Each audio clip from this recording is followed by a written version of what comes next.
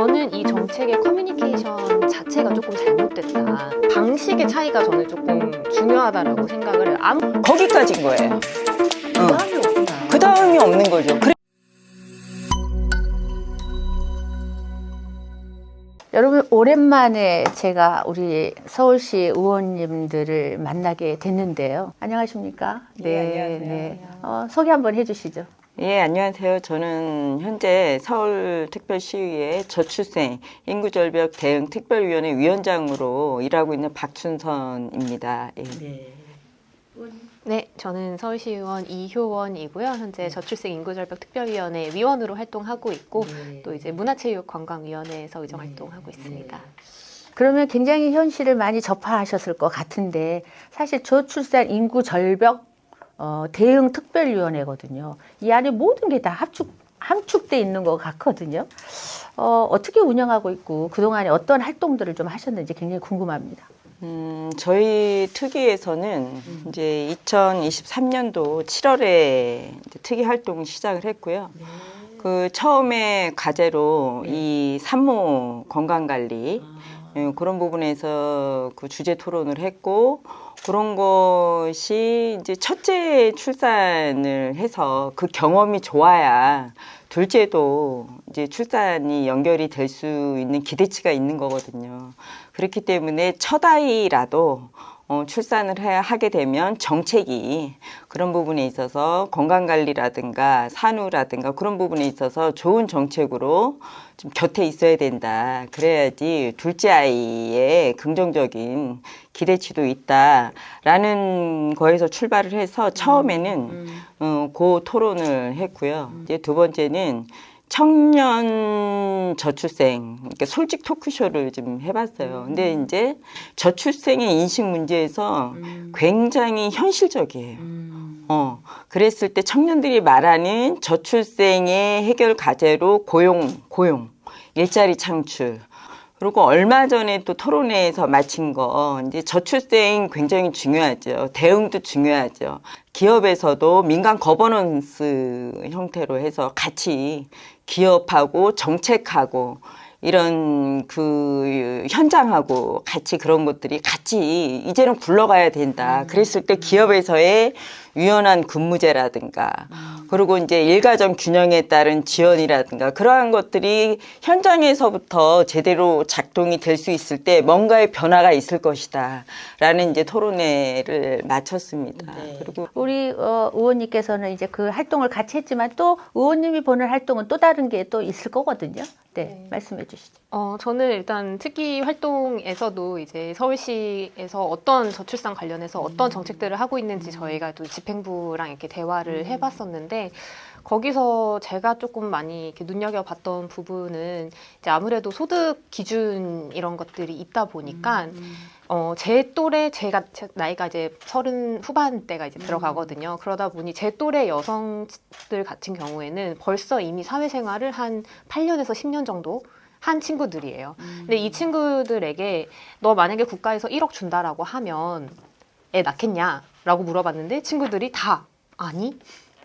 왜냐하면 내 연봉이 이미 그 친구들은 뭐 대기업 다니고 뭐 이런 친구들이에요. 그래서 이 친구들이 돈이 없어서 애를 안 낳는 게 아닌데 국가에서는 약간 돈을 주면 애를 낳겠지라고 이렇게 커뮤니케이션을 한다는 것 자체가 좀 맞지가 않는 거예요. 그래서 이제 서울시에 물어봤어요. 이렇게 좀 한 사회생활 8년에서 10년 한 사람들이 있는데 이 사람들은 죽어도 어느 정도 해결이 됐고 이미 돈도 어느 정도 벌고 있는데 양육수당 10만 원이 더 이상 필요한 사람들이 아니기도 한데 이들이 왜 아이를 안 낳을까를 고민을 하고 그거에 대한 대책이 있느냐 그런 그 사람들을 타겟팅한 정책이 있느냐라고 물어봤을 때 대답을 못 하더라고요.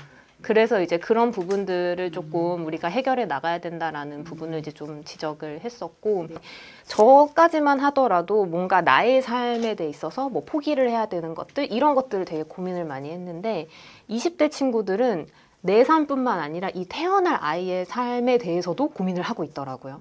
그래서 내가 과연 지금 내가 가지고 있는 것보다 더 나은 삶을 아이에게 줄 수 있는 환경을 만들 수 있을까? 우리 사회가 그 정도 사회가 됐을까를 고민을 하는 거를 보면서 이런 이 청년들이 정말 이 아이를 낳을 수 있는 그 세대의 청년들이 어떤 고민을 하는지를 우리가 조금 더 깊게 들여다보고 이 부분을 좀 건드려줘야 되겠구나라는 생각을 하고 이제 또 저도 5분 발언도 하고 이렇게 하면서 이제 시에다가 제안을 하고 있습니다. 제가 지금 말씀하신 거에 대해서 저도 좀 들은 바가 있었는데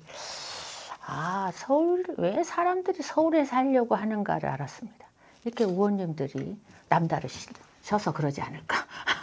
열심히 해주시고. 서울시를 근거로 현재 저출산 문제를 지금 뭐 토론을 통해서 많이 들으셨다고 하는데 그 중에서 꼭 좀 이런 거는 좀 알리고 싶다. 이 문제점. 그런 게 좀 있습니까? 이제 서울시가 지금 0.5예요. 그러니까 1년에 한 4만 명 조금 넘게 출산을 하거든요. 그런데 이제 가령 예를 들어서 좋은 정책을 꼽으라 그러면은 저는 난임 정책을 꼽고 싶어요. 제가 이제 현장에 있을 때 난임 정책을 주도하기도 했고, 난임 용어로 바꾸기도 했고, 난임 주가제, 난임 건강보험 적용 여러 가지 이제 정책을 만들고 나와서 이제 시연이 된 케이스인데요. 지금은 이제 난임 정책이 좋은 정책이다라고 자신 있게 말할 수 있는 거는 서울시에서 연 4만 명 이상의 아이들이 태어난다고 하잖아요. 4만 5천 명 정도. 거기에 4,500명 정도가 난임에서 태어나거든요. 10% 정도 되죠. 예. 근데 이제 이런 좋은 정책을 통해서 그렇게 이제 정책이 작동이 되면서 난임 부부들이 그 정책의 수혜를 받고 있는 거잖아요. 그렇듯이 이런 이제 좋은 정책을 만들기 위한 과정이 쉽지는 않아요. 근데 이제 지금의 정책은 거의 다 보면 현금성 위주가 많다라는 거죠. 근데 그거를 과연 청년들이, 신혼부부들이 얼마만큼 체감을 할까? 체감의 온도가 얼마 정도 될까? 그랬을 때 우리 정책이 그런 부분을 정확하게 듣지 못한다. 문제점은 뭔가요? 문제점. 예를 들어서 청년들한테 뭔가를 지원을 해주고 신혼부부들한테 뭔가를 지원을 해줬어요. 거기까지인 거예요. 그 다음이 없구나. 그 다음이 없는 거죠. 그래서 얘기를 딱 들어서 그 다음에 어떻게 이거를 교정을 하면 될까? 그리고 어떻게 발전을 시켜야 될까?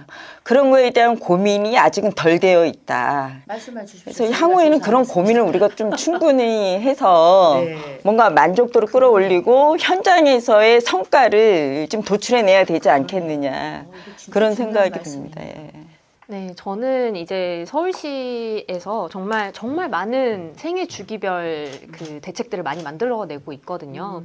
그래서 처음에는 저도 그냥 가만히 앉아서 이런 거는 어떻게 해결하지? 아이를 낳으면 어떻게 해결하지? 내가 난임이 생기면 어떻게 하지? 애가 초등학교에 가면 어떻게 하지? 뭐 이런 고민들을 이제 막 하다가 찾아보니까 웬만한 정책들은 이미 다 서울시에서 이제 막 시작을 했거나 이미 하고 있는 정책들이 되게 많은 거예요.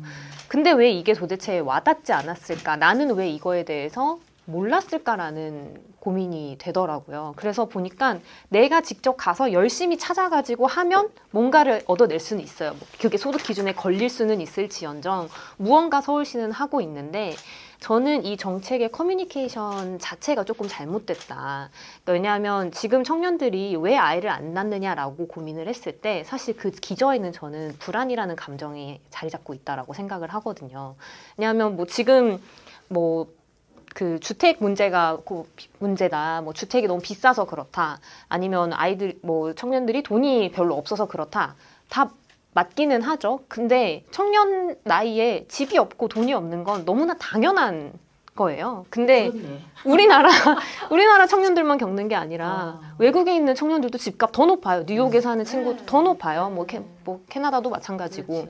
그래서 전 세계적으로 이제 저출산의 기조가 이어져 가고는 있지만 그럼에도 불구하고 우리나라가 왜 이렇게 전 세계적으로 가장 문제가 되는 저출산 문제를 겪고 있느냐. 이거를 저는 조금 더 들여다봐야 된다라고 생각을 하거든요. 왜 우리나라 청년들은 외국의 청년들과 환경은 비슷한데 다른 선택을 하느냐. 그리고 그 다른 부분을 어떻게 건드려줄 건가를 좀 고민을 해야 된다라고 생각을 하는데 그 부분에 있어서 저는 우리나라 청년들이 조금 더 왜냐면 사회 경쟁이라던가 사회가 너무 빨리빨리 우리나라는 돌아가고 있기 때문에 그런 불안의 감정들을 가지고 있는데 이 부분에 있어서 정책적으로 커뮤니케이션 자체를 아이 낳는 것이 왜 싫으냐?